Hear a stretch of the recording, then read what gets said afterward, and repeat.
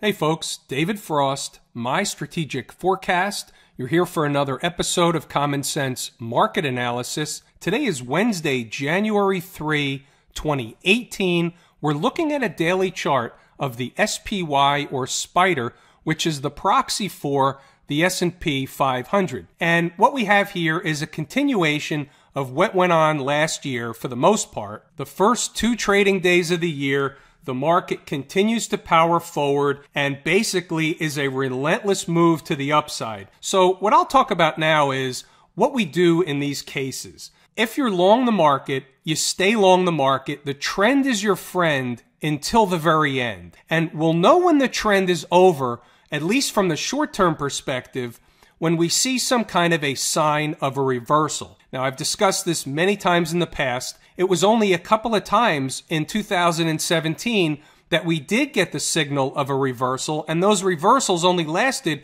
for about 3 or 4 weeks at a time, and one of them really went sideways for the most part. So a sign of a reversal is when we get some kind of a reversal candle. Traditionally, it's on volume. Until and unless we see the signal of a reversal candle, then we don't try and short the market.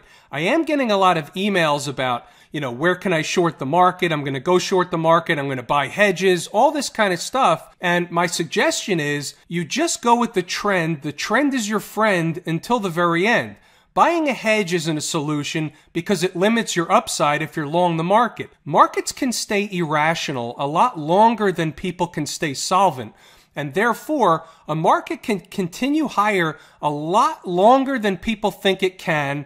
And it can also continue lower on the downside in a bear market a lot longer than people think it can. Case in point was 2008 into 2009.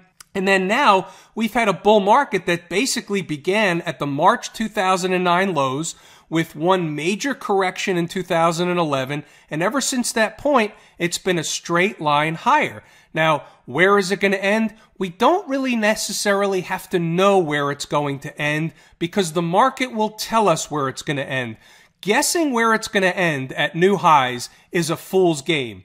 If we had some kind of a double top to contend with, we would say, well, the market will generally pause or at least stall out at a double top area. We're in uncharted territory, uncharted waters. Therefore, the market continues higher, making new highs each and every day. There's no point in trying to pick a top. Don't do that. You're going to be wrong 80 or 90% of the time trying to pick a top. So what we do is we stay with the trend until we see the signal of a reversal, whether it's a doji candle, whether it's an engulfing candle, a reversal candle on volume. I'll know it when I see it. I'll convey the message when I see it. Right now, we don't have anything of the sort, so therefore, you stay long. If you're long the major market indices like the SPY or the S&P 500, you stay long until the trend tells you otherwise. Now, individual stocks are a different story. Not everything was up today.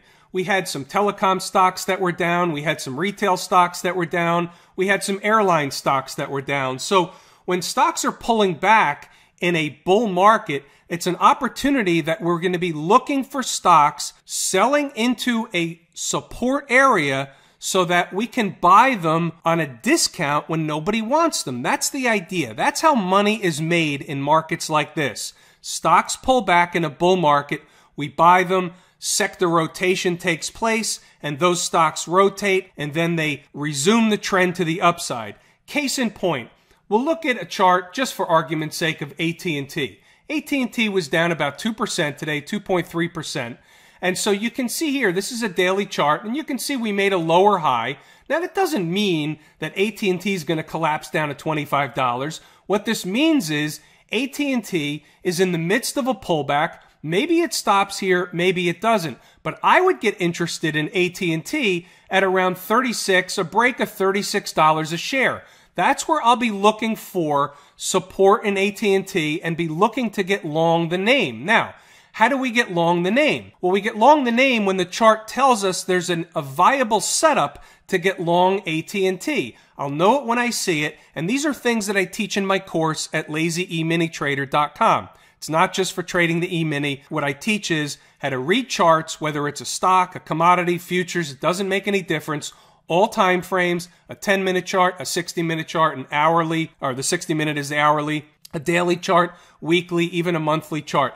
They all act and react the same. And so with a stock like AT&T, it's now come onto my radar screen, and if it continues lower, I'll be looking for this to come into a support area, and I have a buy area in mind, and this type of trade will be part and parcel to the swing trade service that I'll be launching soon. Now with this service, we'll have stocks like AT&T, we'll have lower price stocks, we'll have higher price stocks, we'll have ETFs, we'll be on the long side when it's appropriate. We'll also be on the short side when it's appropriate. We will play the market in both directions, whether it's up or down. We don't care which way the market is going. We don't really care which way a stock is going if there's a chart set up that tells us the high probability trade is to the upside or the downside. Either way, that will be part and parcel to the Swing Trade Alert service. I've taken what you folks have told me, and what seems to be the biggest challenge for many traders out there, and this is not new, it seems to be that finding viable trades is the biggest challenge we have.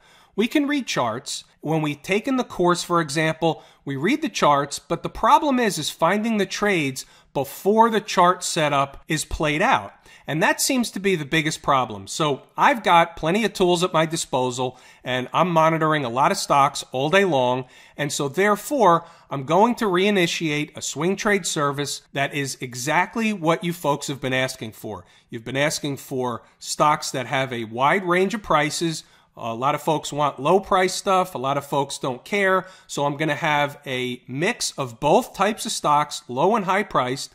And I'm also going to have exchange traded funds, and we're going to play the market in both directions when it's appropriate. All right, let's get back to a little market analysis. So we talked about the SPDR. The SPDR had another power move today, up $1.50 or a little more than 0.5%.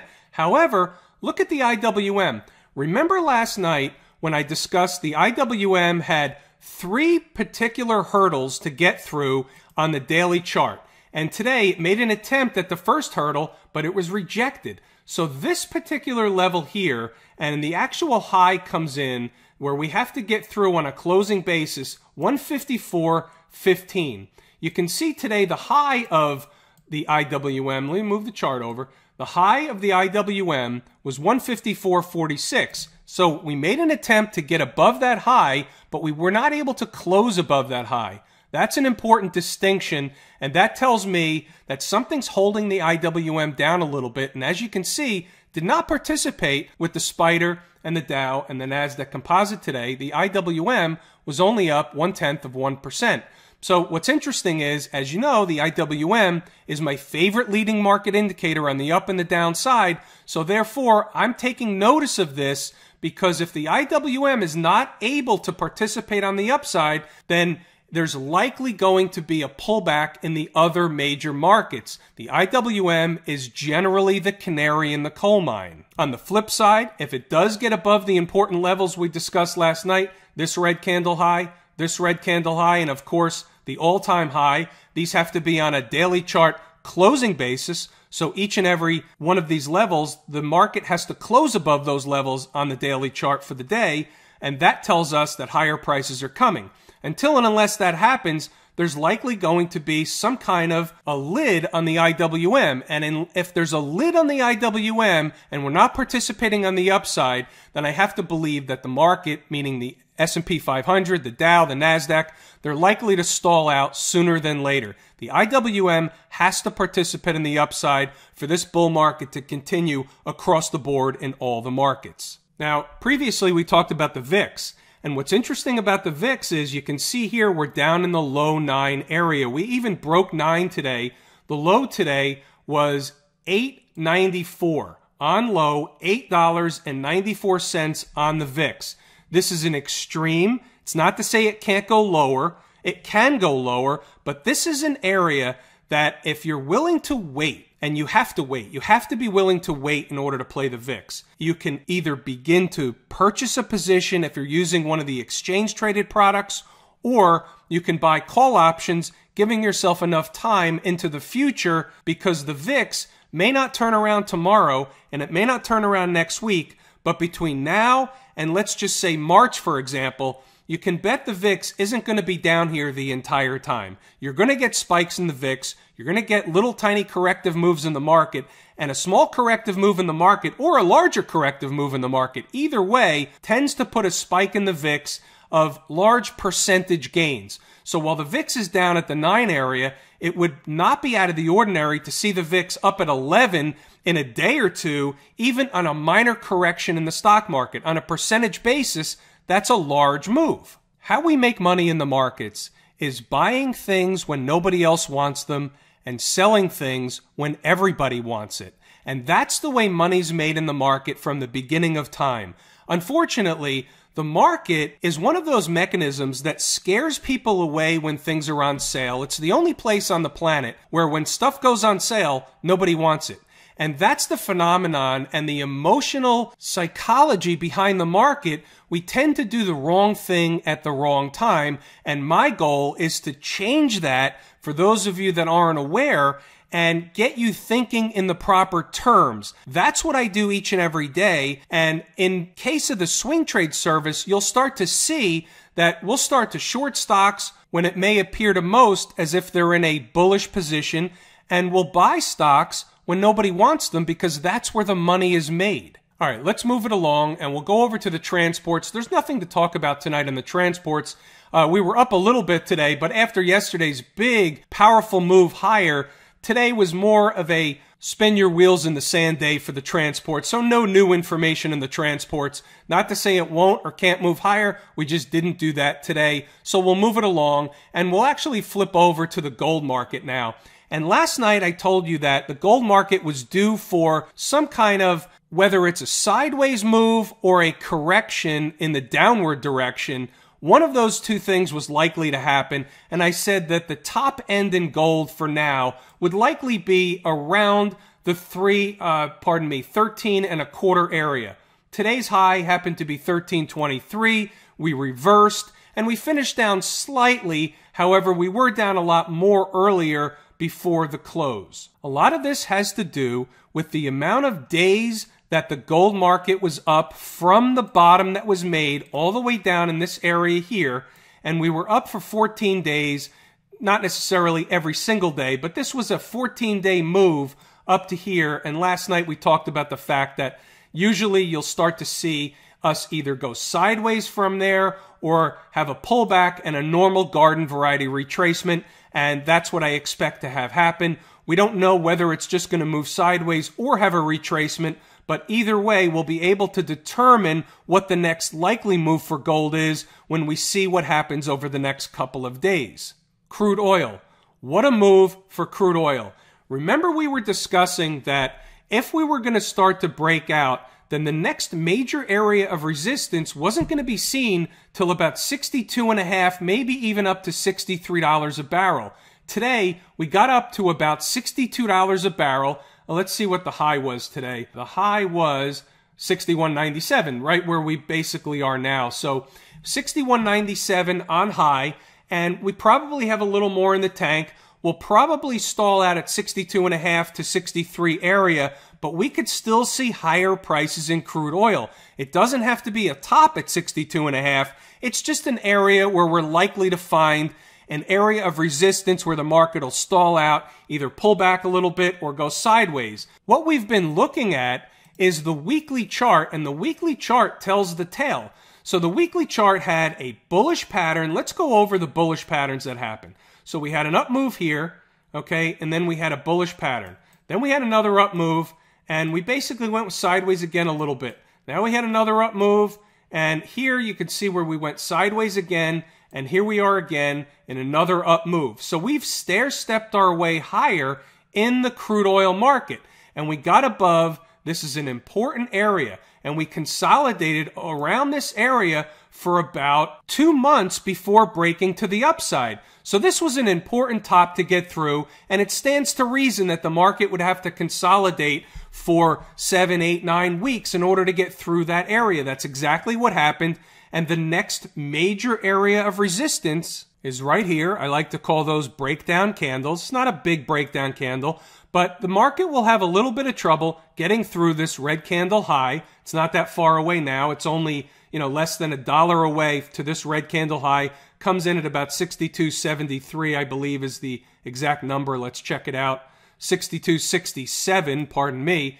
And so once we get up there, expect some kind of a pause in the crude oil market, but that doesn't mean that the run is over. This is in an uptrend on the weekly chart. That means the trend is your friend until the very end. So until and unless we see the sign of a reversal, then you can stay long the crude oil market, you can stay long the energy sector, and last night we talked about the XLE. We'll take a look at it again, and you can see here the XLE again with another big move today, up 1.5%, but we did talk about the fact that the weekly 200 period moving average, we just busted through there today. You can see the $75 area is going to be resistance. Maybe we close above here this week, maybe we don't.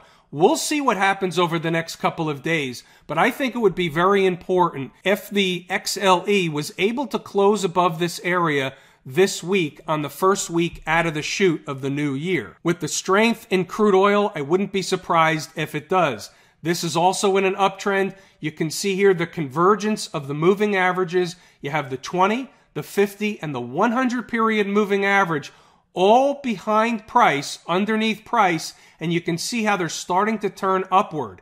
That's a sign of strength. That tells you this market is bullish, it's in an uptrend, and the next major area of resistance past the 200, which we just busted through, is up here at double top at around $78 a share. The XLE taking a cue from the bullish nature of crude oil. And you know what? With that, folks, it's everything that I really intended to discuss tonight. We'll cover a few of the other different markets tomorrow, but for today, I'm going to give it a wrap here. I'm David Frost, my strategic forecast. Thanks for tuning in for another episode of Common Sense Market Analysis.